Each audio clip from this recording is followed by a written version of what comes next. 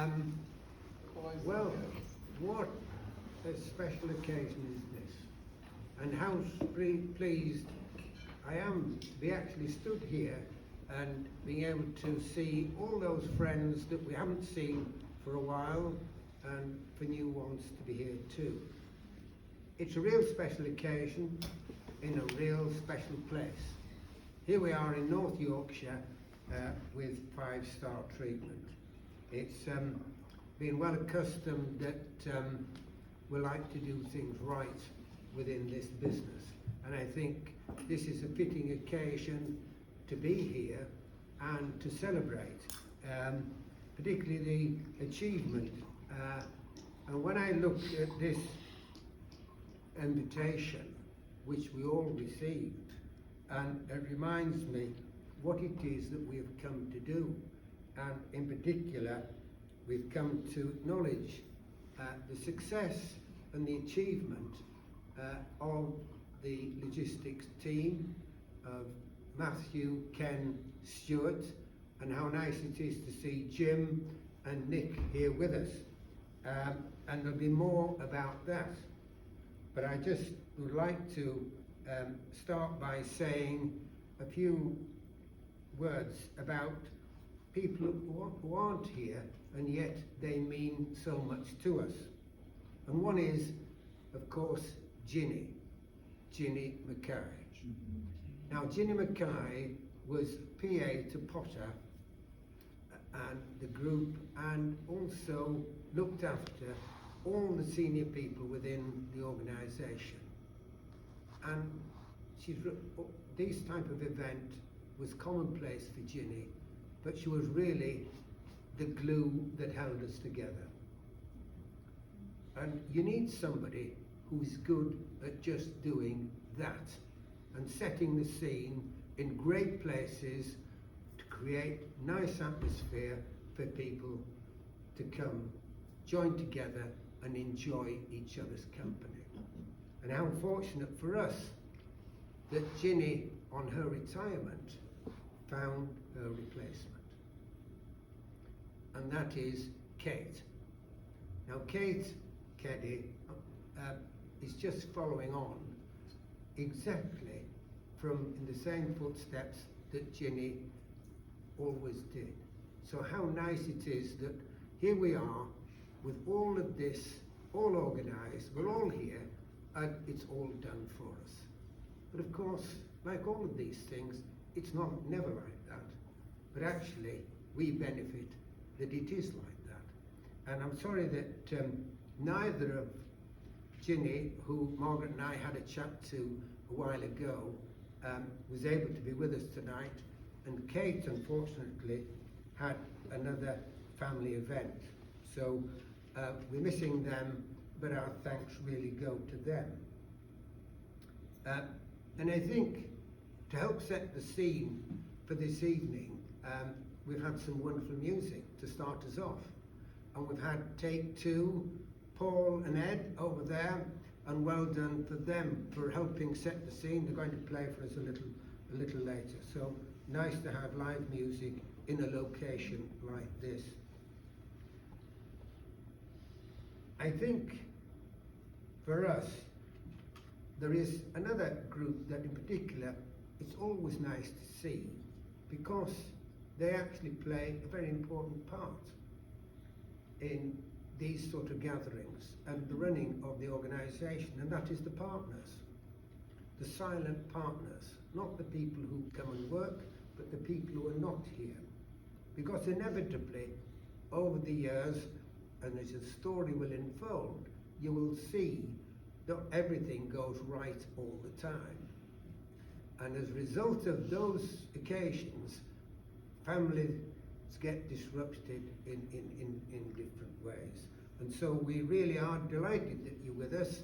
And for those who are just joining us, you have all those pleasures to come. Hopefully not too many of them. And now I'd like to turn to our next group, the advisors.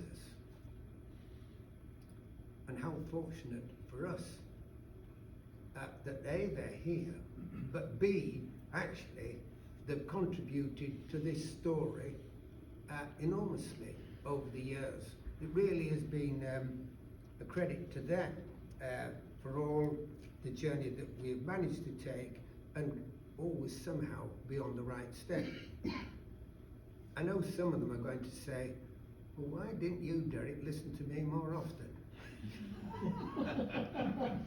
But that's, I think we're going to hear a lot of those type of things later on, I'm sure.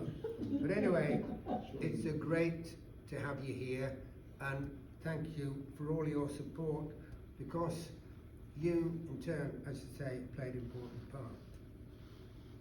Now I'm going to come back to this wonderful team, and it's my great pleasure to tell you a story. Now everyone likes a story, and I think it's great when you can actually tell a story which has taken place over a long period of time, and it just demonstrates the achievement, the hard work, and the great success a team can have when they work together. And Matthew, Ken, Stuart, Nick and Jim just did that. And how great it is that we're all here as part of that to celebrate with the success. So I'm going to set the scene. And this, I want to turn back to the millennium.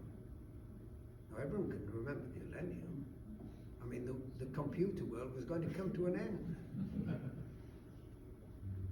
But actually, this was the time when this company expanded enormously. It was obviously quite an opportune time, but it was a dangerous time. And actually, in the year 2000, Knowsley came along, a huge undertaking, really, and then we won a contract. And there was a big warehouse built, paper, 2 trains a day, a lot to get on with. Then you turn to Selby, the same company, another big warehouse, 2 trains, all the logistics, a lot to deal with. And then at Selby, we then had a company called Roseby's, which is a textile and linen company. And another huge warehouse was built, several floors and all of that. And it's now Clipper Building, but it was a huge investment. And then at the same time, we won a contract for containers coming from Felixstowe. Trains coming in every day, new container pad to be built. And all of this work was built in 2.5 years. I'm talking about 500,000 square feet. And all the rail and all the other things. Huge investment. And I think it was interesting at the time because Malcolm Steele was our financial director. And I think after 2 board meetings, he kept repeating to me, Derek, I think we ought to have a new managing director.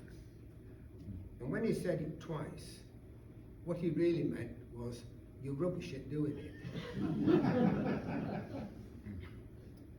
It was his polite way of talking to me, I think, at the time. Anyway, I think in about 2005-06, I had interesting conversations with Matthew, who at the time was a customer to us at Ely. And we had an interesting conversation. I think Jason will be interested in this type of conversation, because I was explaining all the problems that we had at running Potter, and Matthews afterwards, he said, I think I ought to run that business. And after a while I said, I think you should. And that's just actually how it was. And it was brave of Matthew, no experience on running an organisation like ours, and here he was entering into this large business, which really had outgrown itself in all so many ways, and it needed careful management. And Matthew wasn't long that he had Ken join him as a finance director, and that was a good and shrewd move. And of course Stuart, well, he'd been here forever, and Stuart's been here with this organisation 28 years. That's a lifetime, folks. It's a lifetime. And then we had problems at Selby, and so Jim was brought in on a temporary contract, but he never left. And Matthew made him the man in charge of operations. And then of course we had Nick, and he knew all about rubber wheels and diesel and tyres and trailers and all of that sort of thing. He started with 3 lorries and ended up with a lot more.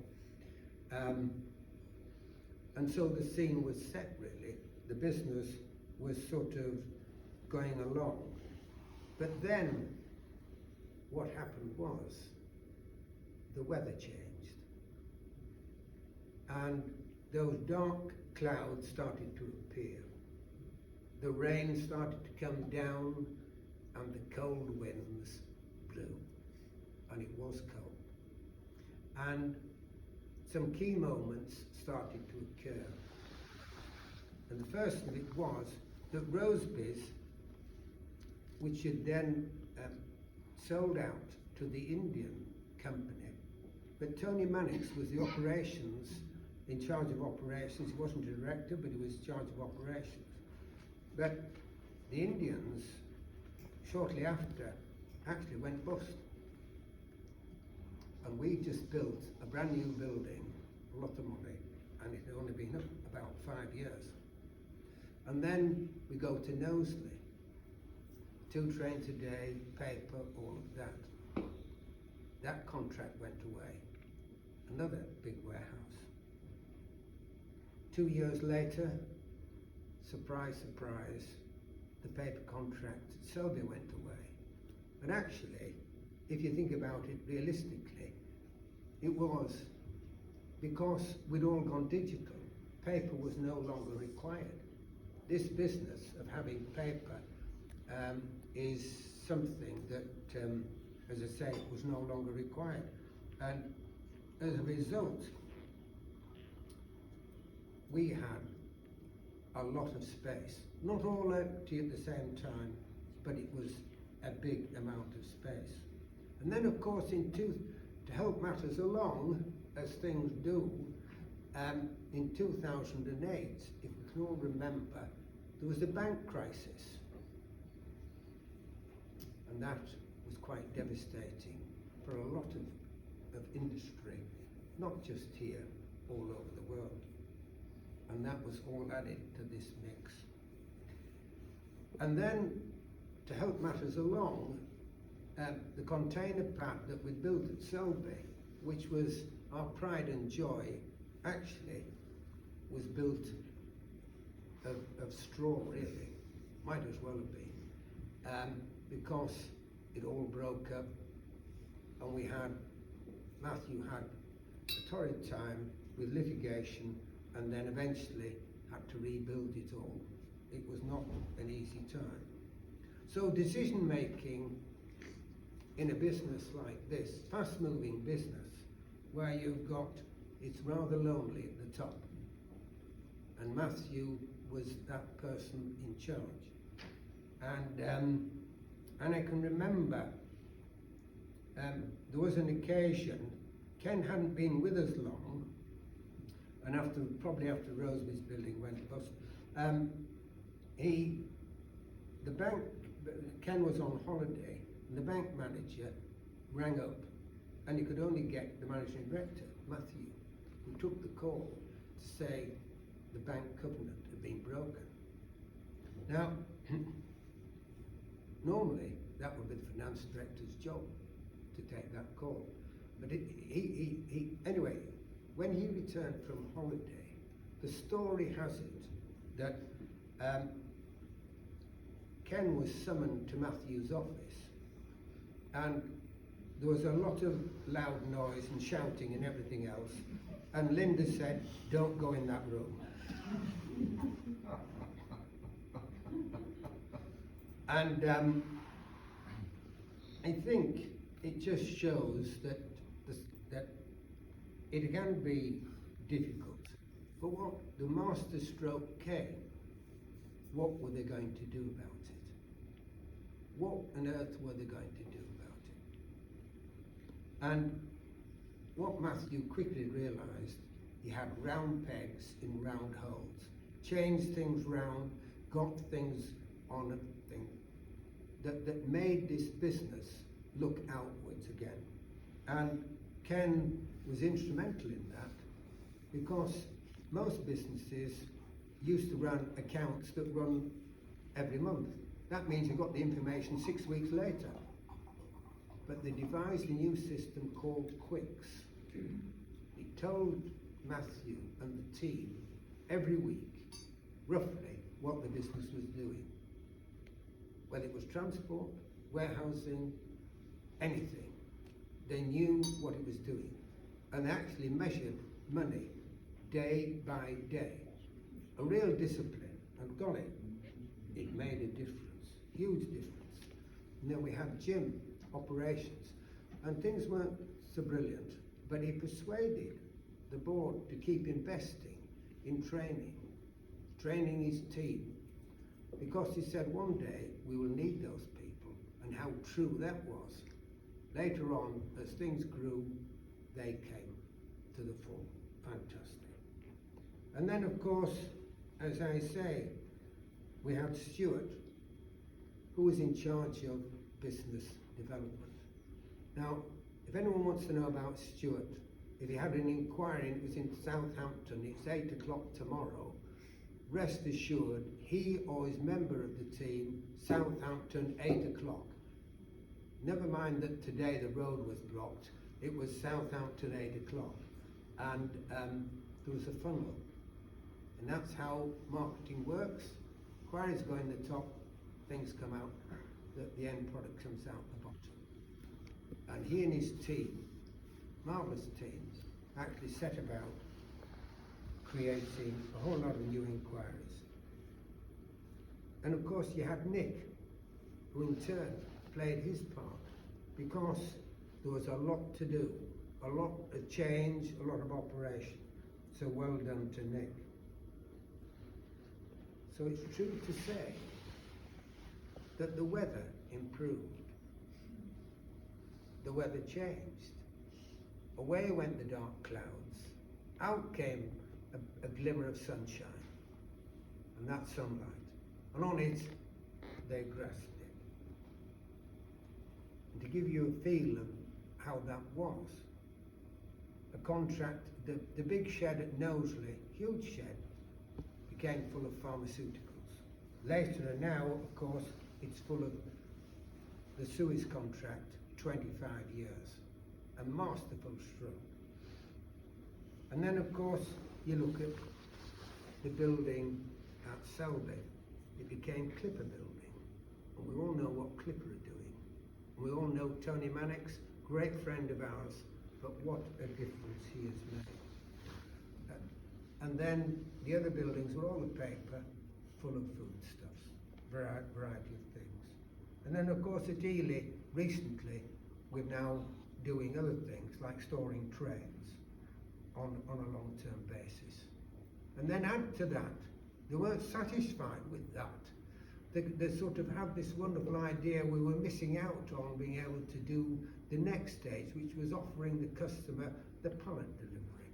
So they persuaded us to buy a pallet operation. And how good was that?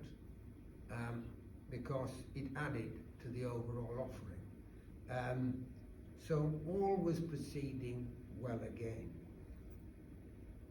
And this was, we got to 2012, things were looking up and going forward. And then in 2013, we were actually planning 2 years ahead, because it was going to be our golden year. But actually, it was a major junction, because this business, or businesses, had grown. We had property here, and we had logistics, real dominant. But the family had made a key decision that logistics wasn't for them in the long term. A major decision. I think a lot of people thought, well, you started with lorries, you won't give up with lorries. But rest assured, the plan just went ahead. But the most important part of this plan was we had to tell Matthew, who in turn told his board members at senior level. I'm talking 2.5 years before the rest of the team got to know. It's a long, long time in advance. How many people could tell their board to be quiet and secret and discuss in detail over a long period of time, you know, about the future? Well, our team did. And I think that really sets our team out as being different. And I think this story goes on to be all the more remarkable because in 2015, which was our golden year, and we were extremely successful, because Matthew had always had this vision. He said, we're going to have all these plates spinning like that, all together. He said, no, he just had some spinning, but he then got them all spinning like this, doing like that. Fantastic it was, really. And Stuart had a marketing girl called Kirsty, and she played her part. And we actually entered a whole lot of awards, and during that year, I think we were recognised for every discipline that we were in. We were awarded these wonderful awards. Of course, highlighting with the Haulier of the Year. It's a great accolade to all the teams and all the people within the business, because that's the other part of it. They headed up a team, but we had all these people who actually had given their life to us. I can't tell you how many people that were 20 years or plus. It was enormous. And they'd all given their lives to the business and to our family. And it's humbling for us as a family to look back at that, because we'd seen, and one of the great joys, often people started on a bike and later on they're actually running the business. And what better can you have than that? Fantastic. And anyway, during that year, this 2015, we had all these awards, all these celebrations, and we all went to the St Ledger's at Doncaster, early September. And Nick had decided, or the board had decided apparently, that we're going to take one of these new pallet line trucks. And I can remember seeing this truck up on this hill up here, and I said, like going before the event, I was just looking at it, and I said, the back end of that truck looks a bit low. I said, why is it doing that? And they turned to me and they said, well, it's full of bottles of drink. I mean, who would have thought of that? Only this team. And I'm told, I've got it on good authority, that not one bottle went back.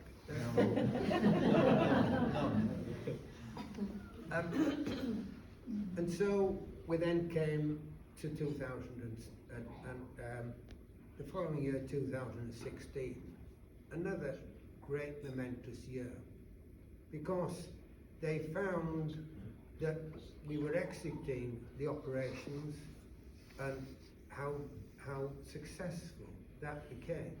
And it's nice to have Nick here, because the Bowkers took a big part of that operation. But some of it went to Darren Adili and another part to MES up at Ripon. But the success story of carrying all of that out with all of these people, we actually only had, I think, 2 or maybe 3 redundancies. Now, who could say that? It really was a success story. And I am very mindful that it's actually then put us on a new footing to go on this new journey, a new direction. And the logistics team started that. This is Stuart, Matthew, Ken, Stuart, were very much part of that, now along with the second generation of the family. Of course, a new brand was formed. But like most things, starting something new that you're not 100% sure about takes a lot of courage and a lot of effort. And how good is that? And the great success to me is that this brand, which we all know now as Potter Space, home for business. It says it all in that last wording, home for business. And I think what's very pleasing is that Matthew had taken us that first number of years to get us to that stage, along with the logistics team. And then they bowed it back and they supported the new team. Jason, who's our new MD, been here a year now, so he's well versed in what goes on at Potter. And anyway, he keeps telling me that. But I think what's important is that he too is following the same route. He's got round pegs in round holes. Easy thing to say, more difficult to do. But I think that the old team who are exiting would like to know that this new business is actually set well for the future. And I think it's fair to say that it's allowed particularly me and Margaret to take more of a backward step as the second generation who are more active in the business. And they're getting, therefore, the family and the business going forward are nearer and closer. That started in Matthew's time, but now it's actually growing and growing very well.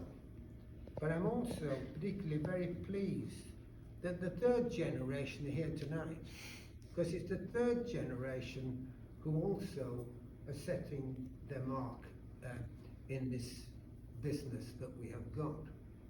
Because young James, who at uni has spent his summer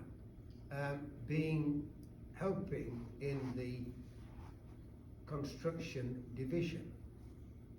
And for a young man, it's quite a task for him to start something new. Every morning, he gets up at 5. He has his breakfast, he makes his sandwiches, he bikes to work, starts to be ready for 10 to 7 in the morning. And he comes home at 5:45. And I can remember last week, Saturday afternoon, and he'd gone for a haircut. And I said, "How are things going, James?" Well, he said, "I think we're all right." He says, "We're getting there." And then he started asking me all sorts of questions. But I said, "How has this last week gone?" And I think he told me he had 60 hours in last week. Now, for a young man, I think that says everything. Says everything to me, and particularly the other members of the family. And I think it also says something to the business and all the team that are in that business. So I think that we're actually set well for the future. And this business, I'm sure, will continue to grow for the next 50 years. So well done to everybody. And I now turn to what it gives me great pleasure to turn to Matthew, to Ken, to Stuart, and to have Jim and Nick here present, and to say to them what a great success they must feel, because it's their success too, and their achievement over all this time has produced a real platform for us to go into the future. So I can honestly say, on behalf of the business, but particularly the family, thank you all very much for a job well done. Thank you.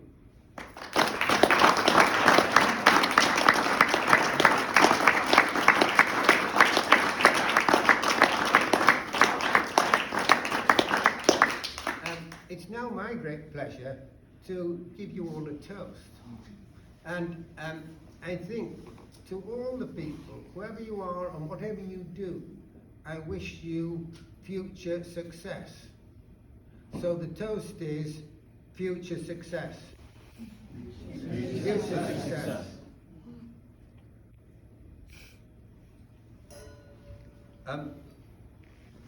I'm conscious. I've got to a time where I don't know whether anyone else is going to say anything, so I better be quiet, be careful. But desserts will be following shortly, and also there's going to be a cheese board which is going to be on the side for those who would like to have cheese to be able to do that. But it's also, we're here to celebrate other things too, because September's a real birthday month. There's a lot of people have birthdays in September, and I know there was one yesterday, there's one on Sunday, and there's actually one today. So let's have a happy birthday to Kath. Are you going to stand up, Kath, or do you want to stand up, Kath? And happy birthday to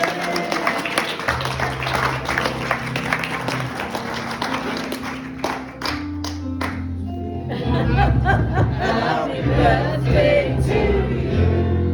Happy birthday, dear Kath. Happy birthday to you.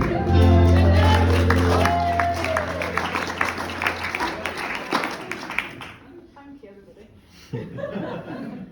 That wasn't embarrassing, was it? Not even slightly. Everybody's cold, just come round here. Harry, who was yesterday and tomorrow?